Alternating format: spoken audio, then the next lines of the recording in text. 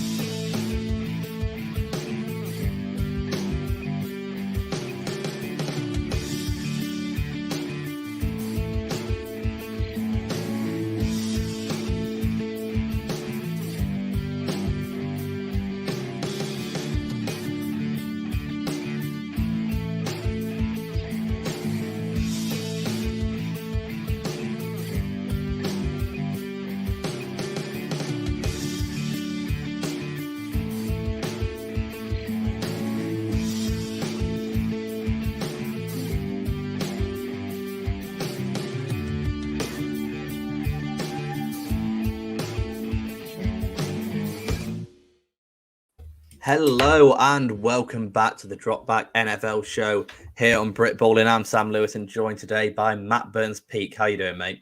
I'm good, mate. How's it going? Yeah, all good. I mean, should we get straight back into it? We've got a lot to talk about today. Let's do But it. breaking news about an hour before the show. Good pun. Cam Newton back in Carolina, signed earlier today per Schefter, Rappaport, all those guys that apparently know what they're talking about. What do you make of this one?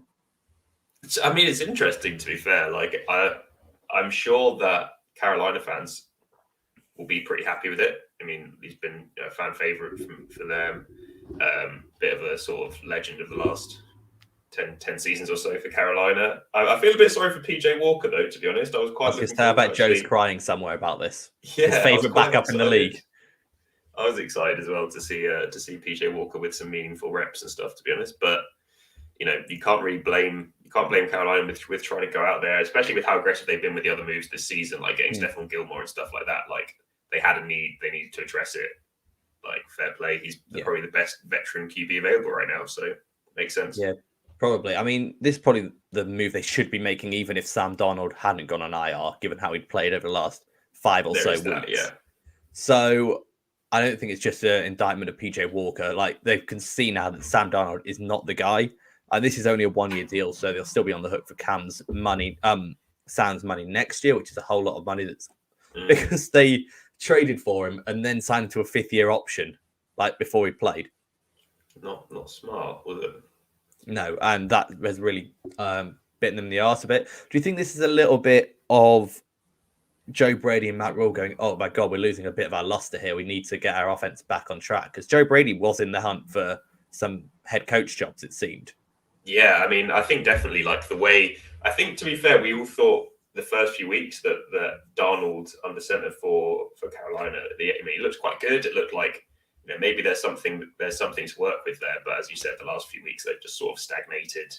And I mean, especially for someone like Joe Brady, who's in the contention, like you said, for different jobs around the league. Like, I think as an organization, the Panthers have showed this season that they want to be quite aggressive. They want to try and really put their mark on this division. And like I said, the offense has just not been at it the last few weeks. Cam Newton gives you a completely different offense that you can run, I think. And in a way, it kind of looks like it would complement what they've got already with McCaffrey and stuff like that. They can go back to that more ground and pound style, which I think, you know, Panthers teams of old were built on with Cam. So yeah, I think Cam's passing skills actually probably meshes quite well with what Joe Brady likes to do. Obviously, there's that whole running aspect that few quarterbacks in the league give you that. I'm not sure how dominant an athlete he still is after all these knocks he's taken, but you're still going to back him on like 3rd and 4. Yeah.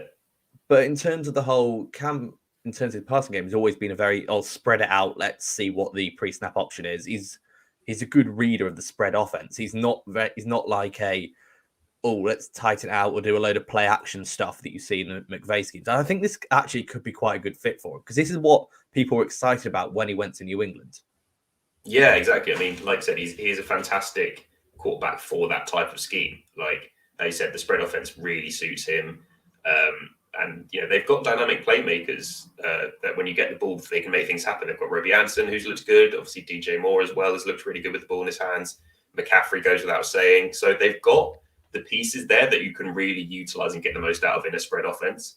And like you said, teams have to play completely differently when you've got a quarterback like Cam Newton and you've got that run threat at all times, which should open up more space and different coverage packages to exploit that. Yeah, absolutely. You spread him out. You've got Cam's a threat in the running game. You've got McCaffrey still, who's able to run option routes basically on any linebacker in the league.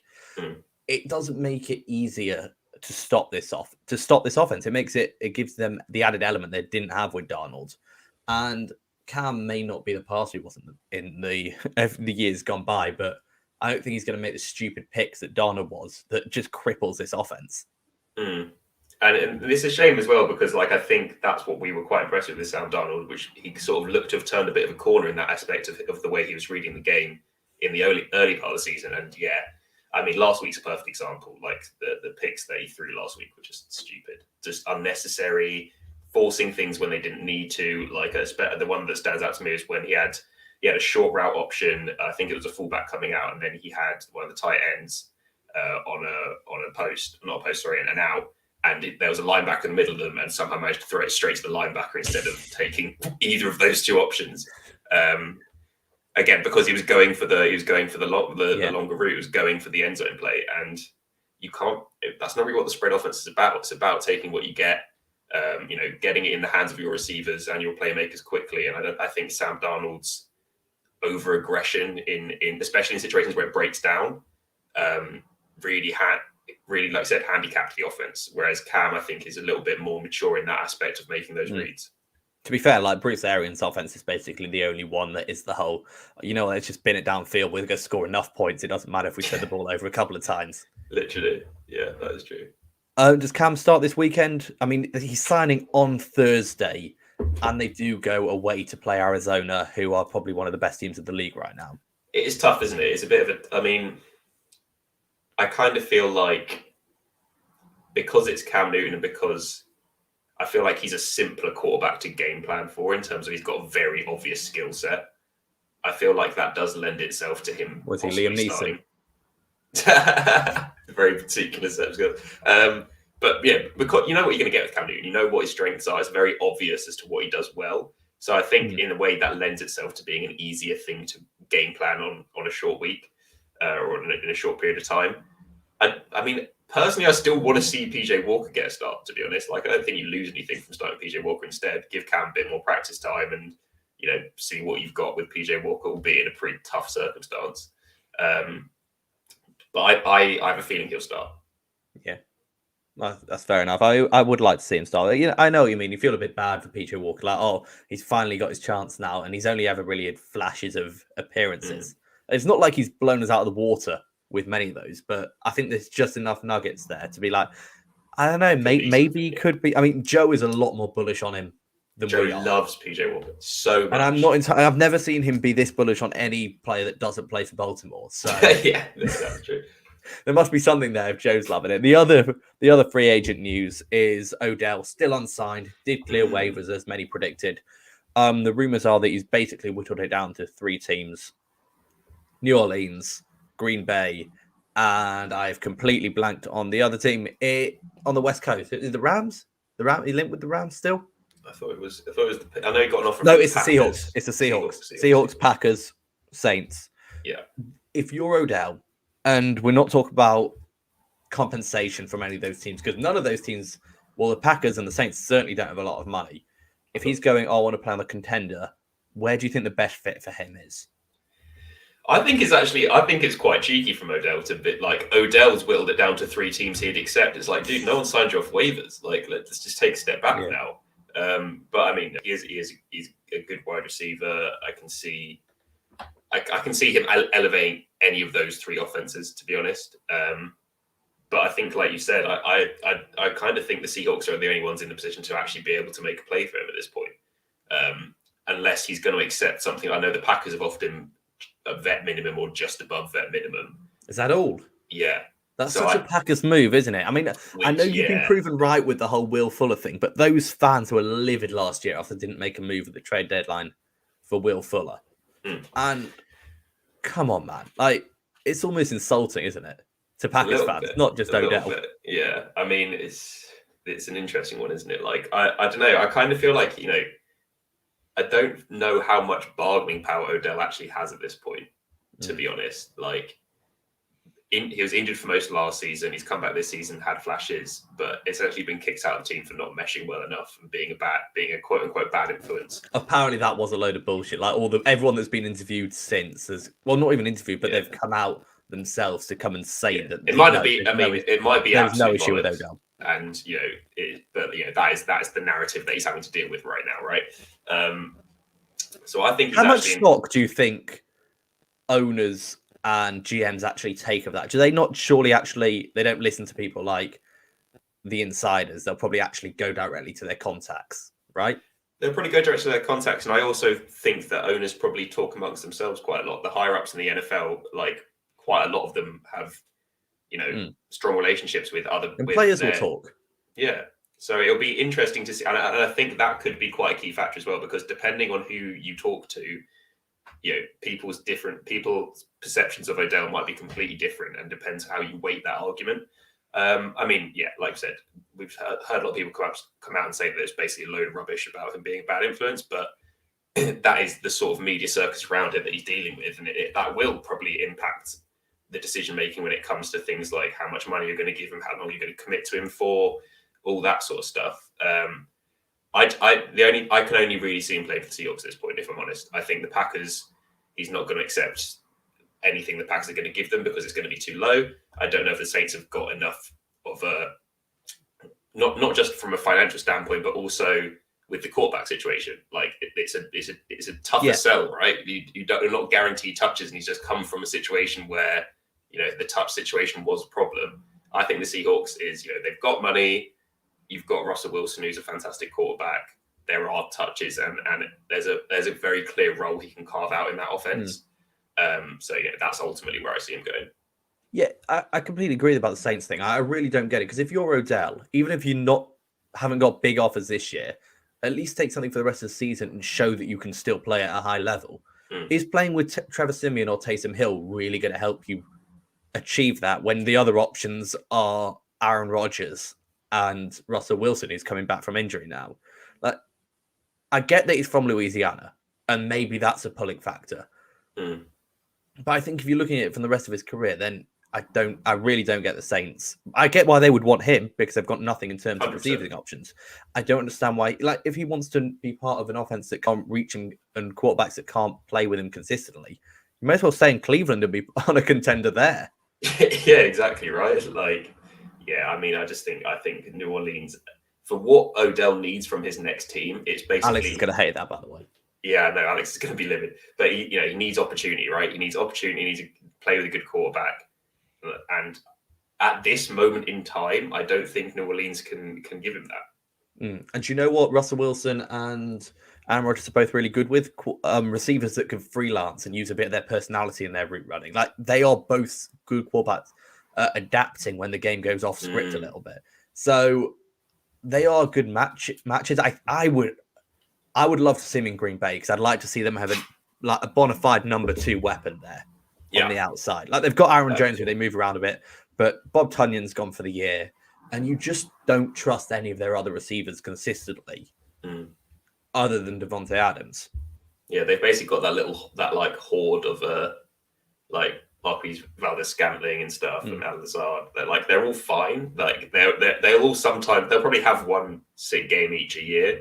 But as a steady part of the offense, they're not really, they're not those guys. Whereas they like Lazard because he's in this new run block, like he's in that top echelon of run blocking receivers. Yeah, which these offense really like to have. So I get why he's a big factor still. But like MVS and was it Randall Cobb now, or there are other two that round out the top 4? They're nothing special at this point. I get A-Rod likes Cobb, but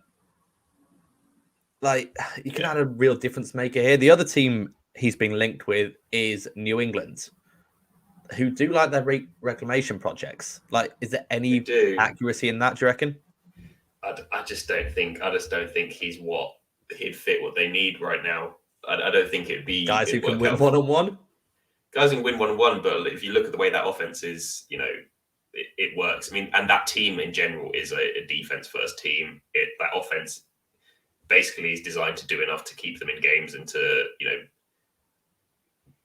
just about keep things ticking over sort of thing. I don't really see that as an opportunity where Odell can go there and light it up. I think Mac Jones has been good. That's not a slight on the quarterback play there. I think Mac Jones has been good this season, but I don't, if the options are you can play with Mac Jones or you can play with Aaron Rodgers or Russell Wilson, if this is your show, if this is your show year to getting a big contract next season, like there's a clear difference there, right? Yeah, I think that's a fair point. I just wouldn't want to rule it out. All right, so I think that's most of the news covered, except the Dalvin Cook stuff, but we're absolutely not touching on that because no one has any real idea what's going on there. Anywhere near it. All horrific. So let's go on to midseason awards, following on from Daniel Muller's article earlier in the week. You can check that out on the dropback.com. He's taken a run at his picks, so we've completely hijacked that idea. And we're going to talk through a few of ours. All right, MVP. Wow. Let's kick it off with a big one. This is a tough one, to be honest. Like, I feel like I still think it's Kyler Murray's at the moment, but I think you can't look past what Lamar Jackson has done. If you take it as, MVP for what it's meant to be, like, if that player goes down, that team is fucked. And I think we've seen how valuable Lamar Jackson is to the Ravens right now, and they're winning and they're starting to play well, and it's 99% to do with him. It's actually not even that far off. It's something like ridiculous, like 70% of their offensive yardage is Lamar Jackson, which is an outrageous figure for a team that's playing, that's got a winning record. And it feels a bit harsh to almost slight Kyler Murray because that offense is, it was for the early part of the season, it was the Kyler Murray show, right? And, I feel like they've managed to sort of meld themselves into a bit more of a balanced unit of late. As you saw, like Colt McCoy comes in and they still manage to get the job done and still look pretty impressive on offense. Yeah, like that's the thing. If you're taking it the most valuable, because there's two ways to look at this award. Basically, it's like, right, who's got the best quarterback stats at a really good winning team that's probably got a bye in the playoffs, or is there who is the most valuable player for their team? And like whichever avenue you go, nowadays there's never going to be a guy that isn't a quarterback that wins this award. Like Daniel did a good piece a couple of weeks ago why Derrick Henry could have been a factor, but even if he had stayed healthy, like it would have taken such an unbelievably historic season for a non-quarterback for someone to even get in the conversation of that award. Like Kyler is weird because the whole narrative was, oh look, Kyler is this whole offense. He makes stuff happen out of nothing. And then as you say, Colt McCoy comes in and plays absolutely fine. The offense doesn't really skip a beat. So that puts a ding a little bit in his case. Not that I don't think he's a top tier quarterback, but in terms of the argument, like, well, Lamar does all that and they would actually be fucked if he went out. Yeah, 100%. The other guys who are sort of dominating on the stat sheet, there's Matt Stafford, who, I mean, again, this might just be a blip this weekend. And if it's just 1 week that was a blip, then I think you can look past it when you get to the end of the season. And I know you don't want to hear it, but Tom Brady? Yeah, I mean, for sure, right? Like, again, Stafford, I was really surprised last weekend at the performance Stafford put in. I had that sort of nailed on as a great opportunity for him to once again come out and show what he's all about and showcase the form that we've seen from him for a lot of this season. But yeah, maybe it's an off day. It'll be really interesting to see what happens this week for the Rams. But I mean, definitely Brady's got to be in the conversation with the way that Tampa offense has been. The only real blight on Brady is, that clutch moment with the interception. I can't remember what team it was against now. The Packers? What was this? There was the where he got the ball with 1:29 in the fourth, and then they needed a field goal to take the lead. The Saints, was it? Was it? It might have been the Saints. I can't when remember exactly what team. The pick against the cover 2. Yeah, that was it. Saints. That's the only real blip you can say for Brady this season. I think other than that, he's been Tom Brady, right? He's been efficient. He's been effective. That offense has been consistently really good. So yeah, I mean, the thing is, it seems like the first year in a while where it's not even evident at this point, like that someone's run away with it.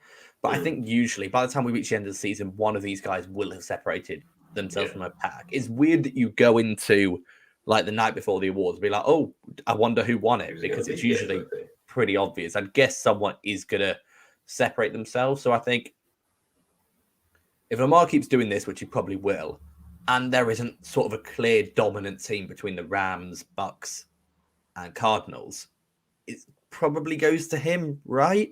I think so. That's where I put. If I was to put money on it right now, I'd probably lean towards Lamar. If I'm honest, I think, I'd back him to be able to, with the games they've got left, as long as he stays healthy, to be able to cement that sort of position.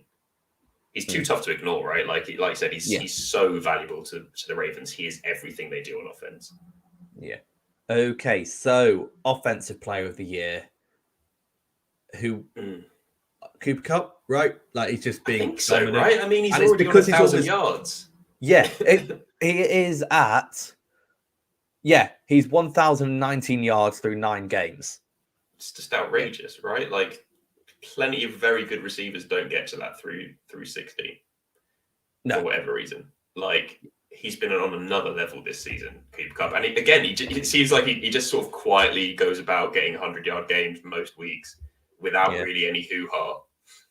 Yeah, and it's one of these things, it's like the media sort of like cloms on one guy and then you hear about them all the time throughout that season, and it's almost a season like written for Cooper Kupp now. Like it was decided like the first four weeks, oh my God, he's breaking out fully. And he's just kept at that pace, and it's going to take something really special. I mean, Derrick Henry would probably be the one that was going to That's the unfortunate side of it, right? Because Derrick Henry had continued off from last season and how he started this year of just being absolutely unstoppable on the ground. But I mean, I'm with you in terms of Cooper Kupp. I also love there's one of my favorite stories around Cooper Kupp is that in his dad's fantasy league, they previously had a rule that he was always allowed to draft Cooper Kupp because he's his son, and they've now had to retract that rule for next season because Cooper Kupp is too valuable to just give away to one player. That's fair. That's fair enough. So what, was he able to just like wait until like the 7th round and go, you know what, I'll take him now? I think so. I think it was generally just like no one's allowed to take Cooper Kupp apart from his dad. Outrageous. All right, defensive player of the year. There's Trayvon Diggs. There's Myles Garrett. Obviously, Aaron Donald's always in and around there. The other guys, you go TJ Watt. And then I don't think he will because he doesn't quite have the name value, but Max Crosby's playing out of his mind as well. Yeah, he is. Max Crosby's really good.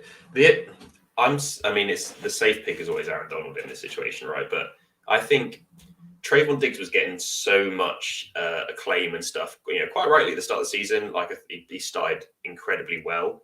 The problem I have with Trayvon Diggs is he gives up so many yards as a corner, and I know he compensates that by getting interceptions, and that's fantastic. But I almost feel like it's getting to the point now where it's too many yards to counteract the interceptions, the playmaking ability.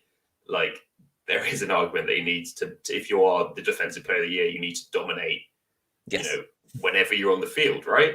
And he loses one-on-one matchups quite a lot in terms of giving up yards and penalties. So I would kind of steer clear of Trayvon Diggs, and I think as the season goes on, that side of things will catch up to the narrative.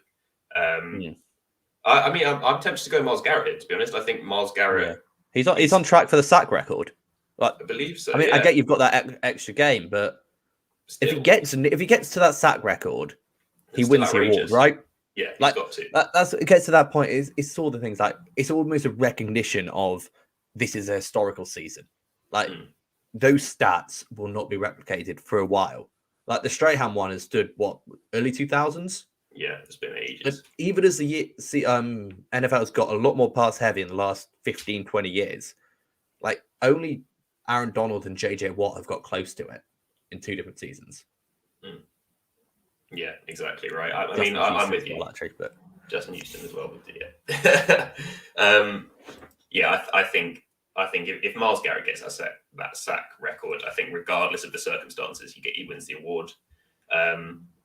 And again, I think it comes back to dominance as well. Like Myles Garrett's play all round this year has been exceptional. He shows up on pretty much every play, in the same vein that we've seen Aaron Donald doing for the last few years. I think he is well in with a shout. And And if he can tip that over the edge and sort of go past Donald by getting something like that sack record, then I think that he runs away with it in that aspect. Yeah. I think as well with Aaron Donald, what you get with like these guys that have been consistently great for so long, you almost get sort of like fatigue around hearing their name. It's like, yeah, we get it. We get that Aaron Donald's good. Like it was the same with JJ Watt a few years ago. I know he's great. Let's award someone else with it a little bit? And it's almost like not that downplay, but they're just not mentioned because it's a given. It's almost, you mean to liken it to football, it's like the Messi Ronaldo situation, right? Where it's like you're so used to them just being fantastic and being exceptional that it's almost like, oh, well, whatever. Like you lose interest in that narrative, and you start to sort of appreciate less just how good they are because you're so used to seeing it. I think that's definitely going to start to come into play with Aaron Donald this season, next season, the next few years. I think people are tired of it. It's almost like people are tired of him winning that award, right? And it's not like the argument is going, oh, Aaron Donald isn't that good. He's not as good as, because people know he's amazing, and it's fucking evident. But it's like it's just not. He's just not brought up in conversation as much because, like you said, doesn't need mentioning. So, rookies of the year, offensive rookie of the year, looks like we might actually have someone that isn't a quarterback. I mean, Jamar Chase's first few weeks in the first couple of months in the league have been fantastic, exceptional. Really, really good, really good. I mean, he's been everything that Bengals fans would have hoped for.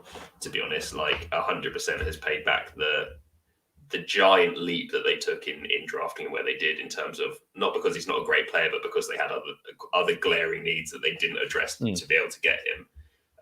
But he's looked fantastic. I think at this point, there's not really anyone that I think is massively in the conversation apart from him.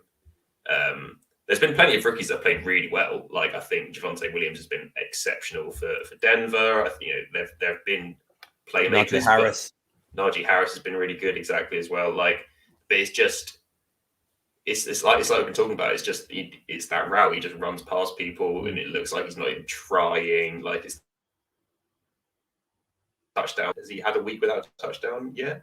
Yeah, he didn't have one against Cleveland, I don't think. Cleveland, yeah. Oh, yeah, well, that's because the whole offense laid a big fat egg. Yeah, the goose. Yeah. He just looks so... He's come in and instantly been one of the best receivers in the league, and I think you've got to give him that recognition. Yeah. Does Rashawn Slater even get a look in? No one cares, do they? No one's going to. It's so tough as an O lineman, right? I do feel sorry for people like Rashawn Slater who again have come in and been exceptional at their position. Did Quentin Nelson win? That's a good question. But he had those highlight plays that were all over Twitter, didn't he? He did. Quentin Nelson, he made run blocking like. Oh yeah, he just looked up. Yeah, he won. He did win it.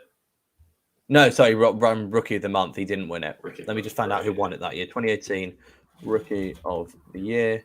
Also, the other one is like if Justin Fields keeps going on this trajectory of like exciting plays down the stretch, like will people forget the first half of the season if he just bubbles out the second half? I think there's a chance. Potentially. I think because he looked really good against the Steelers. He did, but like.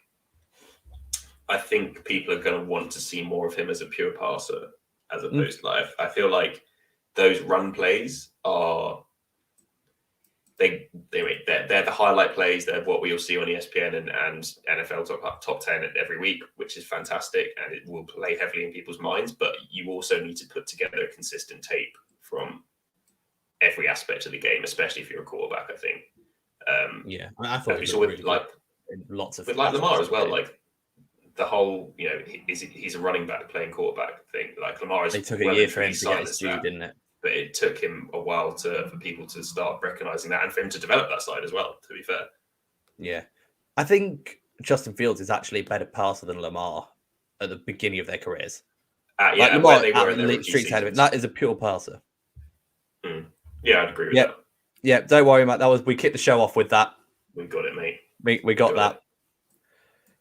2018, by the way, Rookie of the Year, not Quentin Nelson. It was Saquon Barkley with a fairly sort of. He had 2,000 total yards, rushing, receiving, and 15 total touchdowns. So it was a good year. So difficult you to, can't difficult to do too argue with many that swans one, there. to be honest. But Yeah. All right. So defensive rookie of the year is Micah Parsons because he gets his splash plays. Quite possibly. Again, it's the whole thing of like the memorable plays, right? As opposed to like the whole body of work. But I mean, to be fair to Mike Parsons, he's been way better than I thought he was going to be. I think quite a few of us at the drop back, we had some reservations about the whole stick an athlete at a position and try and teach him up the fundamentals and the mental side of the game, and was skeptical about how well that would work and then how quickly you'd be able to see results. But to be fair to Mike Parsons, I think he's come along so much. He was my number one linebacker when we were doing our draft rankings. Just gonna. But I like what Dallas have done with him in terms of like utilizing him for his strength, like diving into the box, using him on the line of scrimmage, like in passing situations. Like he's looked really good. And to be fair, JOK, who was all of your first round picks, he's been pretty great as well when he's been healthy. Yeah, it was just a shame about him getting injured when he did, because again, like it was really starting to flash some of the reasons why Cleveland picked him, right? Fantastic. I think Greg Newsom's probably in with a shout as well in that. Greg Newsom and Pat Surtain as well have both been good. Yeah. The thing is, I don't know if either Surtain or Newsom is really going to be able to separate from each other. I'd say Surtain probably has more the name value over Newsom does. Yeah. I think it's also like it's the interceptions. Like those are the numbers they need to get up to. When you start hitting those numbers, people start to notice a little bit more. Like you can be a fantastic corner in all aspects of your coverage. You can consistently win your one-on-one matchups. You can have it so quarterbacks don't really throw to you. But when you don't get the interceptions, you don't appear on the stat sheet very much. And then people don't seem to give you the value that your play deserves. Yeah, there's also the fact that Newsom swaps out. Was he injured or for a little bit? Or I think he was carrying a knock, wasn't he? Does he just rotate a bit? Because there's been times where I've seen Greedy Williams on the field instead of him. Is that just like rotation stuff? I think so. I think to be fair, Newsom also I think he's carried a few knocks throughout the season, hasn't he? In that respect. I mean, plays for Cleveland, so I mean, obviously he's going to get injured at some point because that just seems to be how their season's gone this year. I mean, to be fair, also Greedy Williams is a good corner as well. They are very blessed with the secondary they've got, so maybe it is also a factor of that. They don't need to play someone like Greg Newsom until he dies if he's got a knock. They can just put in Greedy Williams and get great production as well. Yeah, the final award would be Comeback Player of the Year, and it's Dak Prescott. I mean, he won Blitz last week. It's Dak Prescott. Okay. I mean, Joe Burrow, congrats to you, mate, but it's Dak Prescott. It's Dak Prescott. Yeah. That was pretty efficient. I like that. Yeah, like that. All right, let's go. Which of the three preview games do you want to kick off first? Oh God, dealer's choice. What do you want? I don't know. You go. You choose. All right, I'm just going with this one because it's the top of our list. Browns at Patriots. Browns offense looks like it's back on track. Minus Odell now. I think that's just more what happened in that particular matchup. Yeah, I wouldn't read anything into that. Like Odell's gone. Look at us now. Yeah. Patriots, favored in this game, have actually been looking pretty good over the last few weeks. I don't know. I think it's hard to look past how good the Browns' defense looked. Oh yeah, Cincinnati. I'm just going to say I think it's the Browns. I'm shocked if they're the Patriots' favorites. If they are it's in New England. Yeah, but I think the Browns are too good a football team. To be honest, just weighing the talent on both rosters, I think the Browns are a much better football team than New England are at this moment in time.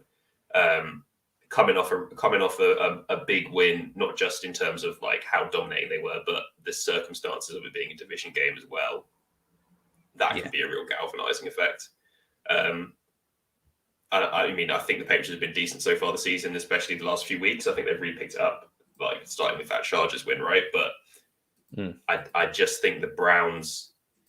Well, actually, I'll say this because it sort of ties in with the fancy stuff we're going to talk about. Nick Chubb potentially being out could be a massive factor in this. Is Nick Chubb out again? I think it's Nick Chubb is on the illness/COVID list. Oh apparently. Yeah, he is. You're right. So that could be. A factor. I thought he meant injured because he only just came back. No, that would be unlucky. So that could be a factor. To be fair. Yeah. But if Nick Chubb plays, then I'm Browns all the way. Yeah, it'd be interesting to see if what the offense does on this one, because like Baker Mayfield is going to have his like season compared to whatever happens to Odell for the rest of this calendar year. Oh, Like yeah. there's good, not like Baker's had this split with Odell now, and there's the whole his contract's due up. Mm. Like he's playing probably. I mean, he doesn't seem like he's kind of a guy that gets stressed or under pressure, but he like there's got to be something in there that's like you've got to prove it. Yeah, it's crunch time for Baker. I mean, you said it yourself, right? Like the question of whether you pick up that the option and you pay him the money is a relevant question at this point, because his play has been decent without you feeling like it's really elevated the team to the next level. And I think your point about how he's been compared to I was going to be compared to Odell because of all this, rightly or wrongly, because of this sort of media circus around it. It's like an added layer of pressure. Yeah. Be interesting to see what happens with this contract, especially with the two guards getting paid this week, but also on deals that are probably quite team friendly in terms of their value for what they are at the position. Those are good deals for Cleveland. Yeah. So I don't know if that's, first of all, it gives them a bit more money to play with Baker, but I don't know if that's because Nick Chubb did the exact same thing last year. Yeah, very team friendly deals. Very, for like, especially the talent they are. So I don't know if this just seems like a team that's like realizing the situation they're in is like, let's keep this together. There's none of us price ourselves out. We can all get paid. Yeah, well, that's the other factor. Really go hunting for a championship. Yeah, it's Baker the leader, right? It's Baker and what he means to that. Whatever his play is on the field, what he means to that locker room, what he means to that team. He has very clearly cemented himself as like the fucking guy for Cleveland. The way he embodies the fans, the way he really like carries the team on his back in terms of his attitude and his approach. I think there is a definite element of players, like you said, who could have gotten more money elsewhere or tried to get more money from Cleveland, taking deals that put them in a position to pay Baker. To be honest, like is the long and short of it, right? Yeah, I mean, this is these exact games that Baker needs to be able to put the team on his back. Like Kareem Hunt's out, like you said, Nick Chubb may not play. We don't know what's going to happen there. He'll need to have a couple of negative tests. And he's playing against a stout defense in a place that's hard to win. Like they play the Bucks really tough in New England. Yeah, like they don't roll over there. So I think there's a lot of pressure on Baker. I think the Browns cover, but I would not be surprised if the Patriots win this game. I mean, I'm still going to go Browns. I think, to be honest, even if Nick Chubb's out, I think what you've seen out of Dearness Johnson as well, I'd take a punt on that for sure. To be honest, like I think he's been pretty good when he's had the opportunities this season. So I'd still probably lean Browns, but maybe it ends up being quite close. To be fair. Fair enough. I mean, there's quite a few like interesting sort of matchups this week. The next one we've got Saints at Titans. I mean, Saints maybe have Odell by then, maybe not. Probably won't be a full part of the offense, even if they do have him. Tennessee Titans team, who basically look like the opposite of what we thought they would be at the beginning of the season, with a dominant defensive line and just absolutely no movement on offense. Like Ryan Tannehill is just like dumping it off against the Rams this week. Adrian Peterson obviously did not look like past Adrian Peterson or even a semblance of that. So it's interesting because I'm surprised that the Titans stayed so run heavy and balanced last week against the Rams. And I think a win disguises that, but that offense was bad. Yeah. I mean, it just comes back to like, I feel like we ask this question every week. Like, what the hell? What are the Titans? Like, honestly, the yo-yo between like 1 week they're really good on defense, another week they're terrible on defense. 1 week their offense looks half good. Most other weeks it looks quite shit, even though they've got so many pieces on there that would suggest it would be a good offense. It's just it's so difficult to predict Titans games. I can't trust the Titans secondary, but the defensive front is playing really, really well. Like Simmons is good. Howard Landry is bursting out this season.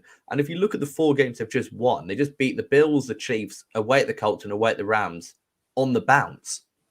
That's tough games as well, right? What is going on? They make no sense because they didn't play well last week, But then especially they on lost to the offense. Jets. So it's like, where do you stand with this team? Like, honestly, do they have to play against good teams to show up? Like, is that the problem? Like, they lower themselves to the standard of the team they're playing against, or elevate it based on that as well? It's a tough one. I think They're 7-2. it's mental. It's But they absolutely do not look like a mental. 7-2 team. No, not at all. I mean, say I think I will. I think I'll shade. I'm going to go Saints here. I think I've really liked the bring back of the Kamara and Ingram tandem. I think that's been cool. I think that's given their offense a much better look. That has taken away, after James has gone down, it's allowed Trevor Siemian to play within his means a bit more. And the Saints defense has been good, to be honest. Saints defense has been really good. It's been really good, and it doesn't. The Titans have shown that your defense doesn't necessarily even need to be good for them to not be able to put many points up. Yeah, like the Bucks game was basically the only they played a lot of one high, and the Bucks game was the only one they didn't. This Titans offense, unless you're going to get more vertical in the passing game, you're not going to threaten them to get out of that. So, like, you're going to allow them to play exactly like they want. Like, they play a lot of the Titans love their in-breakers off play action, and the Saints will sit in zone, like cover one robber. So they'll have guys robbing like the post and the dig. It just doesn't seem like a great matchup unless the Titans are able to mix it up a bit on offense.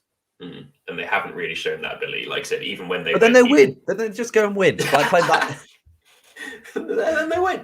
Yeah, I mean, they have been quite stubborn to their sort of offensive formula, though. You can't do that when you don't have Derrick Henry now. Yeah, we'll tell that to fucking Mike Vrabel and the boys, to be honest, because they don't care. To be honest, they're going to keep doing what they want to do. Yeah, I mean, I think it's a tough matchup for the Titans, which feels weird coming off such an impressive win against the Rams. But I think that was possibly more to do with the Rams outplaying themselves rather than the Titans doing something, having an offensive explosion or whatever. Or the Saints have a better offensive line than the Rams do as well. Like Simeon or Taysom Hill or whoever's on the center there probably shouldn't be under as much pressure as Matt Stafford was last week. True. But then also the flip side of that is, it's Simeon or it's Simeon. Hill. And also, look at their last game against the Falcons, right? I think most people would have had them as a surefire winner against the Falcons, who have looked like the Falcons. Except have they? Because they've actually been sneaky good over the second half of, the second quarter of the season. But they'll always be... I feel like the Falcons of the last few years they've always been decent. Like, they'll win a few games they shouldn't win. They'll lose a few games they shouldn't. They'll probably finish somewhere around 500 or just under. I mean, the Falcons are the 7th seed right now. Mental. And their offense, before we go, we're both going Saints with the Titans. Yeah. Cool. Falcons at Cowboys, especially coming off that loss. And that Falcons offense, I don't know how you deal with it. Because you go and put Cordero Patterson in the backfield, and do you match him by putting an extra corner on the field? Or do you play it like regular base? Like, you've got two freaks. Like, how do you have the guys to cover Kyle Pitts and Cordero Patterson just in sort of body types? Yeah, that's true. I mean, to be honest, I haven't been very impressed with Kyle Pitts so far this season. I don't know if it's a lack of opportunity or if it's, It's a lack of you watching him, mate. I know, and it's a hard position to transition into. I just think the amount of hype that was around him, I was expecting more production in terms of touchdowns and stuff like that, to be honest. I thought he'd play a much bigger role in that aspect of the game. I mean, I think he's done well. He's been a regular target, and I think he's done well at, being a part of that offense and keeping them on the field. I just thought he'd be a much bigger factor when it came to the end zone and, especially that end of the field. But to be honest, he's got a fair point about the red zone. To be honest, like, he hasn't been quite utilized as he has, but I think he's been really good. He hasn't been dominant, but he's been doing a job in the run game, like a lot more than I thought he would do. Yeah, that's true. That's true, to be fair. Yeah, I thought it'd be a bit more sort of like Darren Waller-esque, or to not as bad as, but sort of similar to, like Jimmy Graham, who is only getting the ball. And then whenever he's blocked, there's like no point in blocking. You may as well just flex him out wide. Yeah, 100%. I think he's been better than that, which I think is given all the athletic gifts that Kyle Pitts brings you, if he can just be a sort of a stalemate in the run game, like that's a win. Yeah, definitely. To be fair, like he's definitely been above expectation in that aspect. And to be fair to him as well, like he's quite obviously when he steps on the field, he's quite obviously one of the main targets. He's quite obviously one of the main focal points of that offense. So teams will just take that away, and I feel like you can, with a combination of safety and linebacker, you can make it very difficult and really limit the opportunities down the seam for tight ends. I think maybe what we're actually seeing as well is Cordell Patterson benefiting from that, because the linebackers and safeties, they're having more assignments that revolve around where Kyle Pitts is, as opposed to where the running back is. And like I said, he's getting so much joy out of the backfield, right? So there's definitely that. It's been incredible. There's definitely that sort of aspect to it. I think Cordell Patterson's going to have another big game though today. I mean, not today, this weekend. Sorry, this weekend. Yeah. I mean, that Cowboys defense just got mullered by a Denver offense that has been decent this season without being outstanding. It was I think decent is kind. It was so weird, honestly, to see. It's going to be interesting to see how the Cowboys recover from that, to be honest, because that was such a shock. Yeah, I think they'll be fine. I think it's one of those we'll look back and be like, oh, what happened that week? But to be honest, if you go back to the game, there's a couple of misses from Dak that we just haven't seen this season. Yeah, and it looked like he was playing hurt. It just looked like he had a few misses. Just off, yeah. A few times he got stuffed on 4th and short early in the game. That really, I think they went for the first 3 drives. They got like 4th and inches and just didn't get it any of the time. So the Broncos built up a bit of the lead. But at the same time, it was 13-0 at one point until garbage time. Yeah, and yet, despite saying that, this Atlanta Falcons defense is not good. Mm-hmm. So I fancy them to play much better than they did against the Broncos. I think the Cowboys would probably win this, but I think it's closer than 8.5 points. Although they may come out and just be like, fuck it, we're proving how dominant we are. But I know. It's either going to be... The Cowboys are going to score a lot of points either way in this game. It's whether the Falcons can play to their potential as they have been on the last few weeks, because Matt Ryan's looking really good as well. So they're going to have to keep up. But they can hang. You can score points on this Cowboys defense, so we'll see. We'll see. But Cowboys win probably less than 8.5 points, because that's a big line against a Falcons team that's playing well. Yeah, and in fact, like I said, the Falcons team that's scoring points as well. So I would probably, I agree with you there, Slew. I think Cowboys win, but I mean, I'm hoping for a closely run high scorer. That's what we want, right? Nice game for the neutrals. Yeah, it's you know what?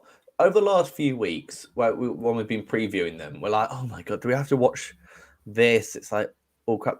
Some really nice games that we get to watch this weekend, even ones we don't have time to get into till later. But maybe we could touch on a couple of those sneaky fantasy football picks. Yeah, Matt's favourite part of the week. So good. What have you got for us? So good. So I'm going to kick things off with a former Miami player. I don't think we've actually mentioned Miami at all so far this show. So obviously we almost did it. Almost did it. I'm going to go with Kenyon Drake for the Raiders this week.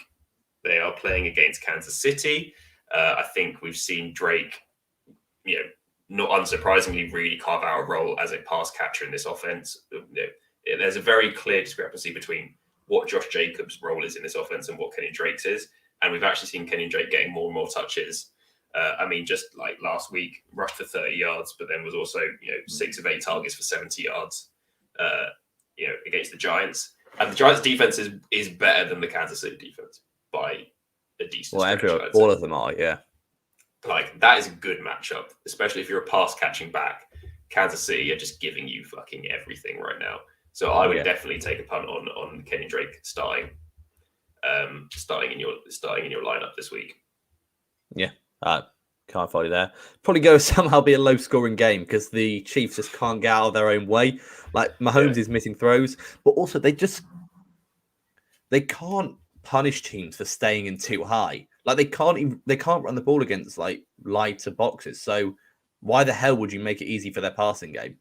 Yeah, exactly right. Like, and I feel like the Raiders could That's one of the reasons why I think Kenny Drake will get more touches again this week, because if they can keep things, going through him and Josh Jacobs either out of the backfield with swing passes and wheels, or just gashing them down the middle, like they will be able to make the Chiefs panic and give them not very much time to score. And we've seen how frustrated the Chiefs get with that too high look. And Mahomes, after a while, just seems to sort of snap and it's just like, fuck it. Even if it's low percentage throw, it's not the right read, I'm going to heave it downfield. And that's when you get the picks and the opportunities. So I think that's very much the sort of game plan the Raiders are going to look to lean on. Yeah. I like Rashad Bateman against the Miami Dolphins, who have given up the third most points to wide receivers this year. And Lamar Jackson clearly likes Rashad Bateman. He's absolutely feeding in the ball. Baltimore offense is looking fantastic. Can't be stopped in any aspect of the game right now. So a featured player on a really good offense against a really bad defense seems a bit like a no-brainer for me. Absolutely. Yeah, I quite like that, to be fair. I do quite like that. I'll go with the one that I mentioned earlier in the show, Dearness Johnson against New England. This one, I'll caveat it by saying I think it is very dependent on what happens with Nick Chubb. But even to extent, regardless, he's going to get touches. It's dependent on Nick Chubb, but regardless of that, he's going to be great. I think if Nick Chubb is out, then you have to start Dearness Johnson. I think if Nick Chubb is active, I still think there is probably a decent argument to start Dearness Johnson, depending on the situation, because I still think he'll get touches. Is Dearness Johnson available in most leagues? Like, have people realised that, he actually might be, like, as soon as Kareem Hunt went down, is he not going to be stashed? I think it's difficult, right? Because especially like when in most leagues, like you don't really have the bench space to be able to stash that many players, and especially like when it is a situation like Dearness Johnson, when if Nick Chubb and Kareem Hunt are healthy, Johnson is going to get maybe less than 4 carries a game. If one of them is injured, that bounces so much. So it's such a big swing. Like it does make it makes it difficult to hang on to him, because it's so dependent on what he's basically in the most stacked backfield in the league, right? Like, yeah, it's historically bad for getting opportunities, and it's only due to injury and illness that he's gotten the touches he's gotten so far. So that's why I think that there's probably a decent chance he's available. So, he could be there to make a play on. And like I said, if Nick Chubb's out, then he's going to get a lot of opportunity. If Nick Chubb's in, I think he's still probably going to get a decent size, just because of how that game's going to end up going. Fair enough. I'm actually just going to, on that note, pick up Dearness Johnson right now. There you go. Oh, that's no. What I tell you. It was all a ruse, and he's going to do shit. It doesn't matter. I've got him. I have to play him because I'm playing against a guy that has Nick Chubb. So nice stash. Nice. So my last one. Let's go Carson Wentz against the Jacksonville Jaguars. Okay. I mean, they had a bit of a coming out party last week against the Bills, but this has not been a great defense for most of the season other than that. And for the amount of almost turnovers that Carson Wentz throws, you don't get punished for almost turnovers. In fact, in fantasy football, you don't really get punished for picks as long as you're heaving the ball down, getting yards and getting touchdowns. Yeah. And in terms of fantasy points, Carson Wentz has been pretty great over the last few weeks. Like, I would not trust him to start for an actual team, but but for my fantasy team, plug and play straight away, mate. Let's get that Wentz wagon rolling. Get him in there. Why not? Yeah, I like that, to be fair. I do like that. I'm just trying to think what other ones I've got here. You got a fun one to end ours on? Pat Frymouth, just the touchdown vulture. I'm kind of tempted by... Go put your name on it. Because it sounds stupid, because Mate, I just said Carson Wentz. Yeah, okay. Well, they've just come off... Denver have just come off absolutely dismantling the Cowboys offense, which is a much better offense than the offense this person belongs to. But I'm kind of tempted to suggest a play with Quez Watkins from the Eagles. Yeah. PPR. Yeah, like he has looked pretty decent so far this season. He usually gets a ton of targets. I think I think Devontae Smith is going to have a hard time because Pat Surtain is going to, he's very much the main receiving threat on the offense. So Pat Surtain, him and Dallas Goedert are going to be blanketed most plays, which means that opens up that opportunity for Quez Watkins to get the underneath stuff. I was tempted to go with one of the Eagles running backs, but every single time I do, they fuck me. One of the other three gets all the touches. The old school Bill Belichick running back, mate. Literally, honestly. So I've given up on that. No, you won't hear another Eagles running back out of me all season. But yeah, Quez Watkins could be an interesting play here, I think. Yeah, I mean, he's outplayed Jalen Reagor significantly this season. Like, the only thing Reagor seems to be doing is getting the balls and bubbles and like quick screens, and Quez Watkins seems to be piling up 10. I mean, it's not been an amazing season, but in terms of Eagles receivers, it's been pretty good. Yeah, it's been steady, right? Like he's put together a decent. I mean, his fantasy scores in terms of non-PPR aren't much to write home about. But no. PPR, like I said, he's a significant part of that game plan now. Yeah.